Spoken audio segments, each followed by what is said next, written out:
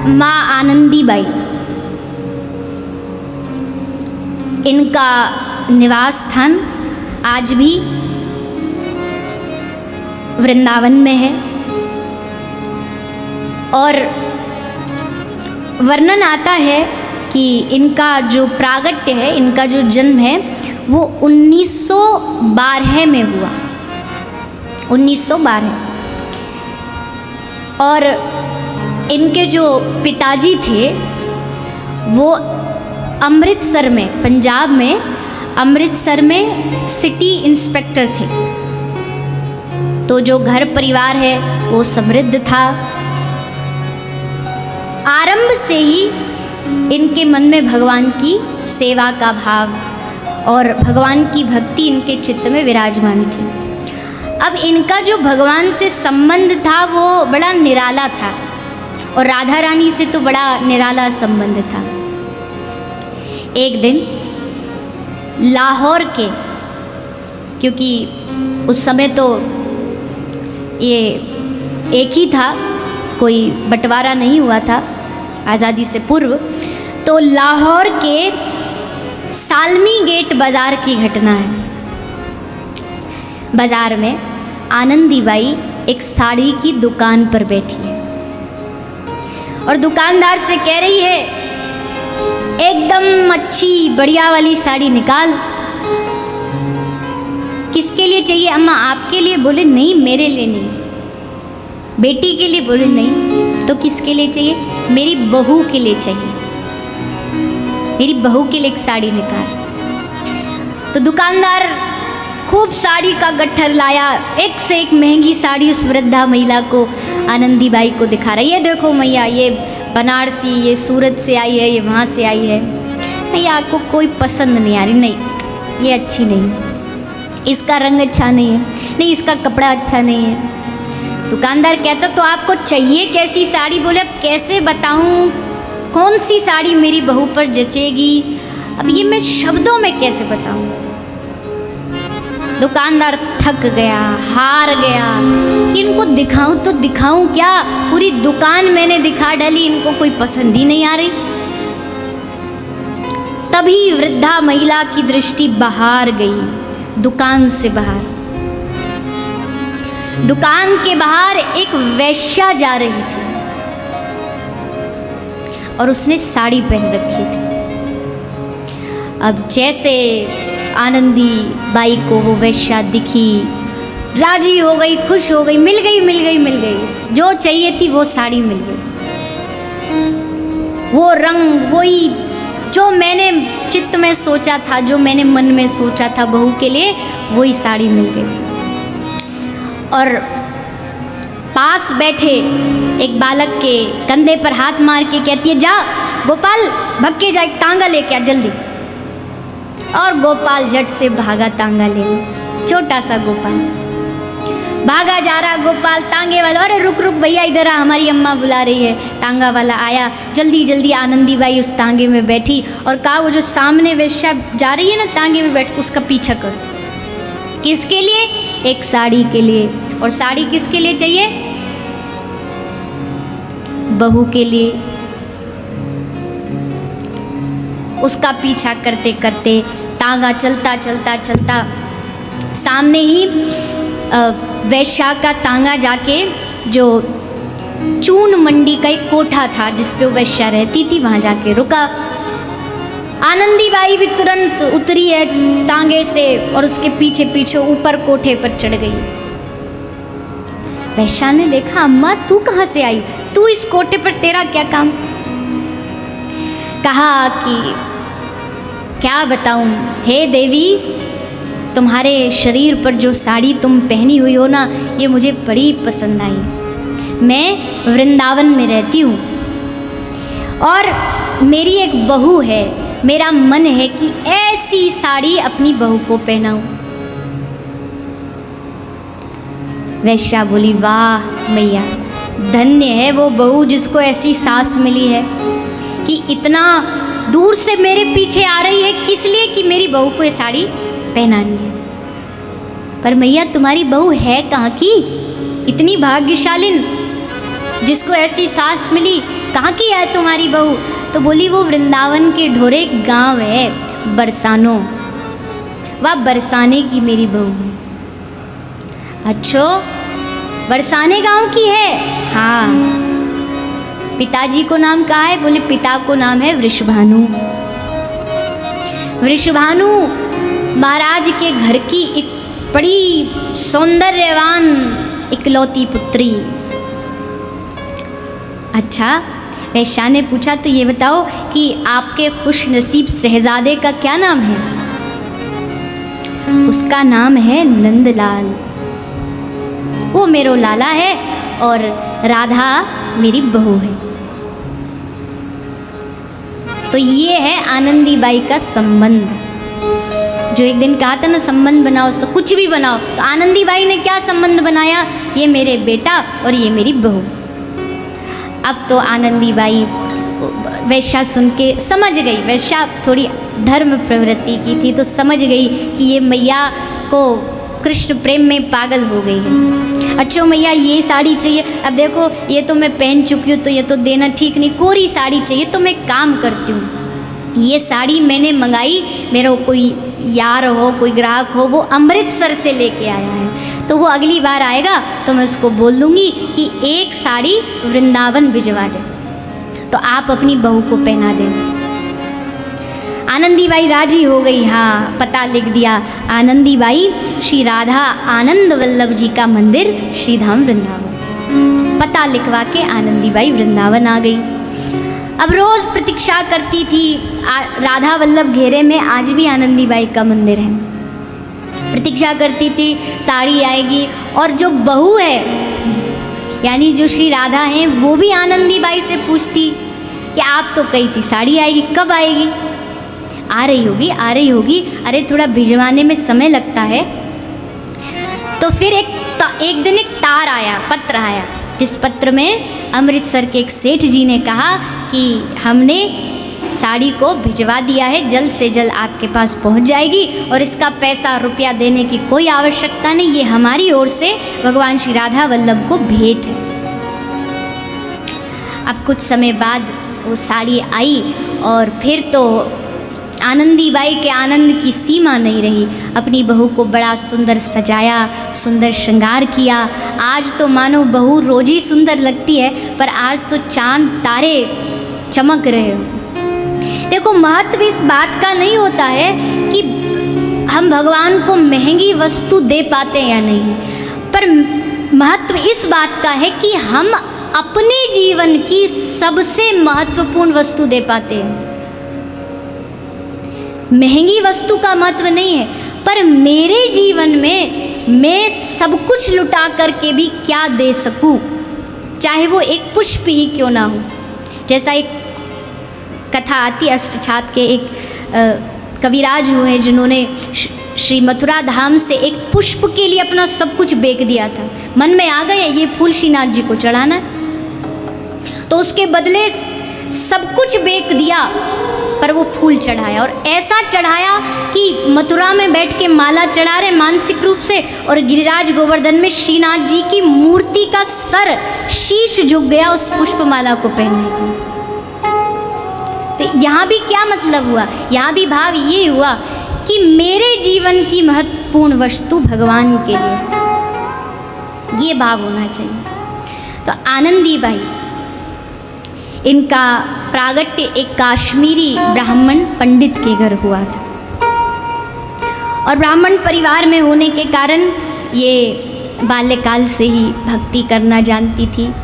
और इनके जो पूर्वज थे वो मोतीलाल नेहरू जी के पुरोहित रहे थे। और जब आनंदी बाई श्रीधाम वृंदावन में रहती थी अपने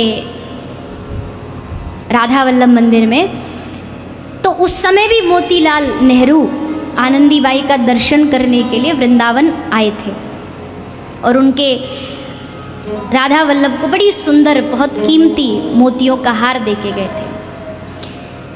तो आनंदी बाई, इनका वैसे जो दीक्षा थी वो रामानुज संप्रदाय से हुई थी। रामानुज संप्रदाय के श्री वंशीधर जी एक संत हुए थे, उनसे आनंदी बाई की विधिवत दीक्षा हुई और भजन करने की पद्धति भी उन्हीं से सीखी।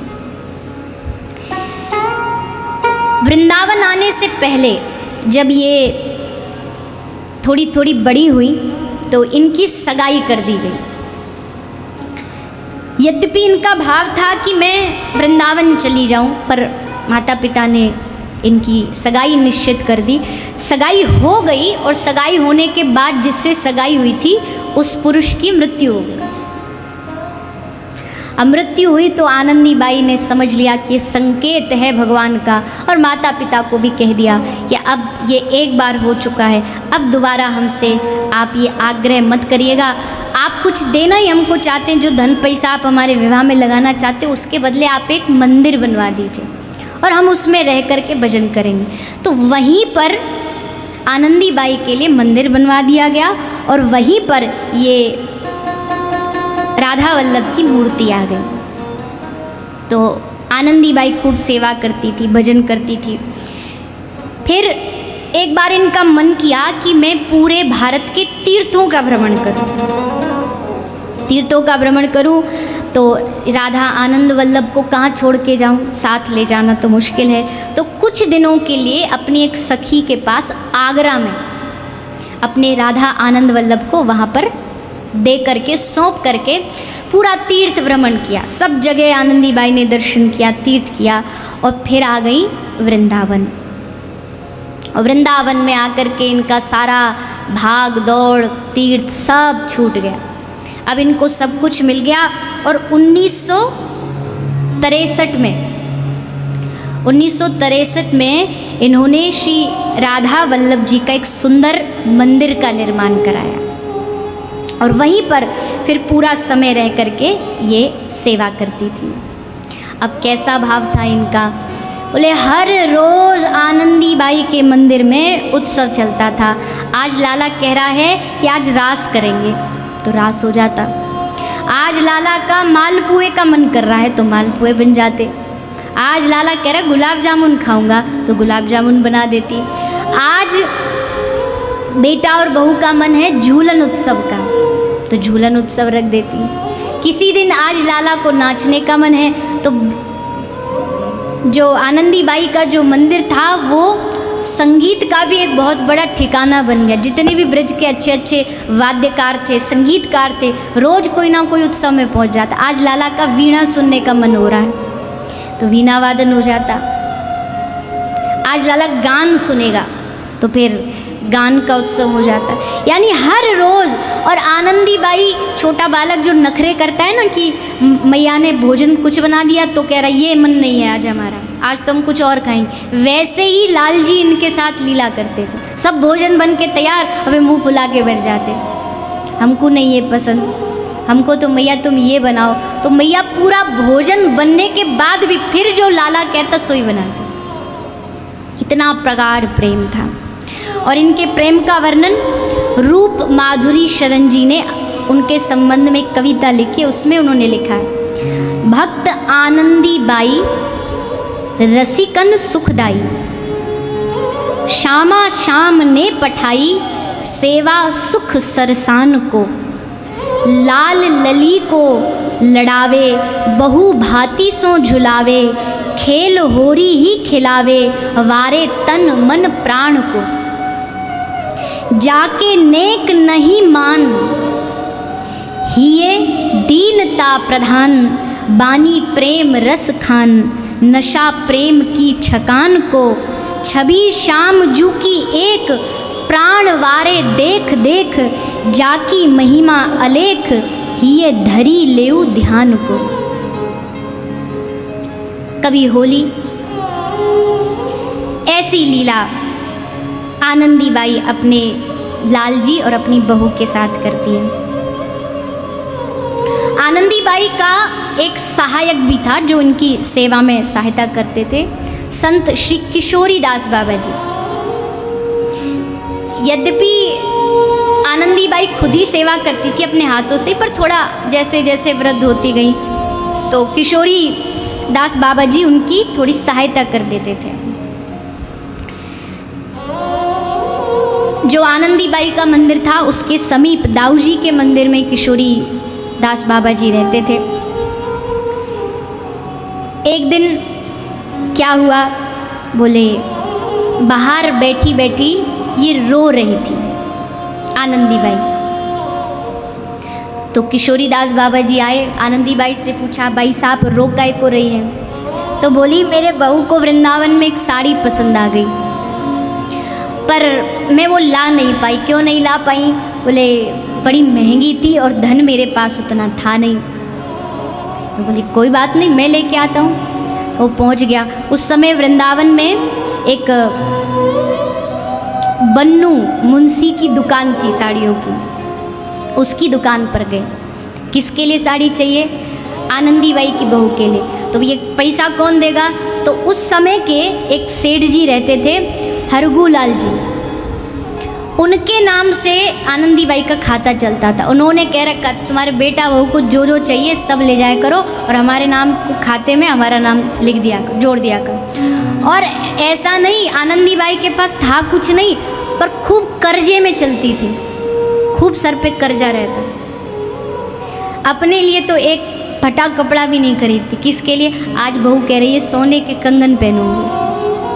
अब कहाँ से आए इतना पैसा? तो कर्जा लेकर के बेटा बहू की सेवा करती थी और कर्जा लेके ब्रज के साधुओं की सेवा करती थी। उस समय पूरे ब्रज में ये बात प्रसिद्ध थी कि कहीं भी कोई भूखा अगर साधु महात्मा हो तो आनंदी बाई के आश्रम चले जाओ, भोजन जरूर मिलेगा, हर समय भोजन मिलेगा।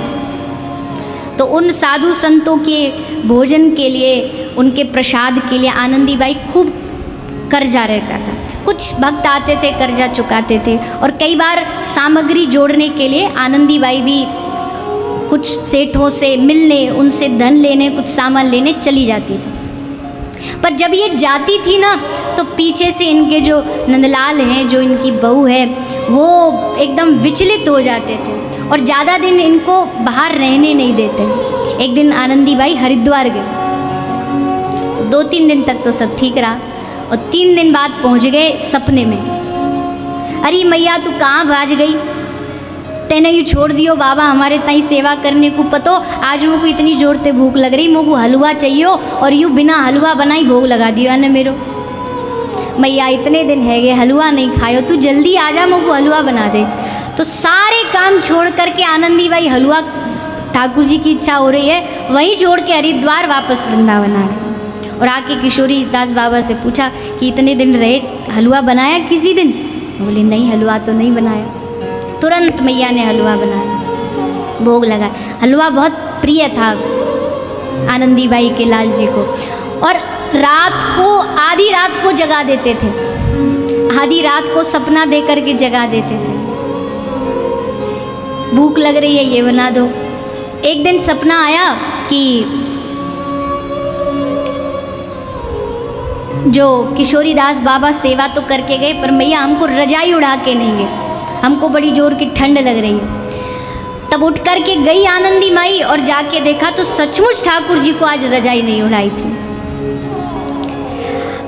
अब प्रश्न ये उठता है, सोचने वाली बात है, क्या जगत नियंता, जगत पिता, परमात्मा, परब्रह्म अपने हाथ से रजाई नहीं ओढ़ सकता? क्या रजाई ओढ़ना बड़ी बात है? लेकिन भगवान चाहते हैं, प्रभु का मन है कि मेरा भक्त मेरी सेवा करे। मैं उसको कौन सी सेवा दूं जो वो मेरे समकक्ष आ पाए? कभी खाने की, कभी सोने की, कभी जगने की, बिना खिलाए खाते नहीं, बिना सुलाए सोते नहीं। केवल आनंदी बाई के ठाकुर नहीं, हमारे भी जो ठाकुर हैं, हम सबके घर में जो ठाकुर जी की मूर्ति है, देखो कितने हमारे आश्रित हैं। जब सुलाओगे तब सोएंगे, जब खिलाओगे तब खाएंगे। ना बेचारे खुद खाते हैं, ना बेचारे सोते हैं। और खाने का भी आप पर डिपेंड है। चाहो तो घंटी बजाओ, थाली रखो, उठा के ले जाओ, चाहो तो 5-10 मिनट और रख दो कि अभी खा लो। नाचते हैं इशारों पर, जब घंटी बजाएंगे तो पर्दा लग जाएगा और जब घंटी बजाएंगे तो पर्दा खुल जाएगा, बोले बस हो गया भोजन, अब हमें दीजिए। अर्चा विग्रह जो होती है इसमें बड़ा आनंद होता है कि यहाँ सब कुछ के मालिक आप हो ठाकुर जी, नाच रहे हैं आपके इशारों पर। वो तो नाचने के लिए तैयार है, अब निर्भर हम पर करता है कि हम नचाने के लिए तैयार हैं या नहीं है, हमारी उतनी सामर्थ्य है या नहीं।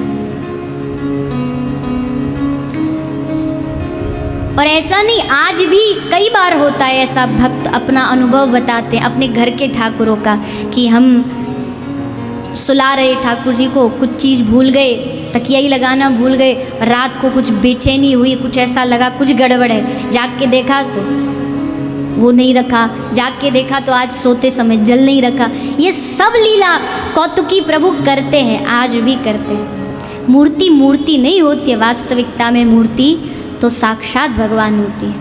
अगर मूर्ति होती तो फिर उस मीरा के पास जाने के लिए क्यों मूर्ति सपना देती बाबा को। वृंदावन से महात्मा जी पधारे हैं मूर्ति लेकर के, सुंदर गिरधर लाल का विग्रह है, और उस विग्रह का दर्शन करके मीरा तो तन मन प्राण हार गई कि अब तो हमारे जो जिनको हमने माना था बचपन से, अपना पति माना, अपना प्रियतम माना, अपना सर्वस्व माना, इसी मूर्ति में मुझे मिल गया। अब ये ना मिले तो चैन नहीं जिया को। जैसे सांस रुक जाए तो वैसी व्याकुलता, वैसी चटपटी जो शरीर में लग जाती, वैसी मीरा को हो गई। गिरधर लाल को दे दो, निवेदन किया। बाबा जी बोले ऐसे कैसे दे दें, अपने सेव्य ठाकुर को देना कोई आसान होता है। जैसे कोई आपका बालक हो, आपका बच्चा हो, कोई कह दे कि जी ये बालक तो हमें बढ़िया लग रहा है, इसको हमें दे दो। वो तो तुम्हारे लिए केवल एक जन्म का संबंधी है। जब भक्त का संबंध बन जाए ना तो सब छूट जाए, पर इनको नहीं छोड़ेगा, कुछ भी हो जाए ऐसे नहीं दे सकते। तो बाबा जी ने कह दिया कि लाली कितनी मूर्ति है दुनिया में, तू कहीं से भी ले ले इसी मूर्ति की। बोले ना ना बाबा, मेरा तो मन इसी ने हर लिया है। पर बाबा तो कैसे दे, बाबा का भी भाव था, सो लेके चले गए। अब तो मीरा रात दिन गिरधर के लिए रो रही, उसी मूर्ति के लिए, वही स्वप्न, वही मन चित्त में सब वही चल रहा है। इधर मीरा व्याकुल है और उधर वो गिरधर लाल व्याकुल है कि कब मैं मीरा के पास जाऊँ, कैसे जाऊँ, ये बाबा को कैसे बुद्धि में भरूँ। ऐसे तो मानेगा नहीं, तो सपने में ही आना पड़ेगा। तो ठाकुर जी आगे सपने में, बाबा हम जानते हैं तुम हमसे बहुत प्यार करते हो, पर अब तुम्हारी पूजा हो गई पूरी, हमको जितनी सेवा तुमसे लेनी थी हमने ले ली है, अब हमको पहुंचा दो मीरा के पास। और तब बाबा लेके आए, ले मीरा ले गिरधर तेरो, सौंप दिया, अरे लाली ये गिरधर आज से तेरा हुआ। और फिर तो मीरा का ऐसा संबंध उस विग्रह से जुड़ गया, ऐसा संबंध जुड़ गया, ब्याह हुआ, जीवन में जितनी परिस्थिति आई पर वो कभी मीरा से दूर नहीं हुई। कई बार मीरा हताश हुई, निराश हुई कि इतनी बार निवेदन किया, इतनी बार बुलाया, पर फिर भी नहीं आए। पर फिर भी मीरा ने आशा नहीं छोड़ी, फिर भी भगवान से अपना संबंध, अपना रिश्ता नहीं छोड़ा। तो आनंदी बाई जिन्होंने अपने लाडले ठाकुर और अपनी बहू दोनों की खूब सेवा की, पर बेटा बहू भी सेवा से पीछे नहीं हटे। अगर आनंदी बाई ने उनकी सेवा करी तो लालजी और श्री राधा रानी ने भी अंत काल में, जब मैया कभी बीमार हो जाती, रोग हो जाता, सेवा नहीं कर पाती, तो स्वयं दोनों जाकर के सेवा करते थे। आनंदी बाई साहब को कई दिन हो गए, 7-8 दिन हो गए, इतना शरीर स्वास्थ्य खराब हो गया कि स्नान भी नहीं कर पा रही। एक ही कमरा में, एक कक्ष में अकेली पड़ी है। तो दोनों आ गए, अरे मैया तू कहाँ चली गई, 7-8 दिन रह गए, तेरा मोड़ ही नहीं दिख रहो।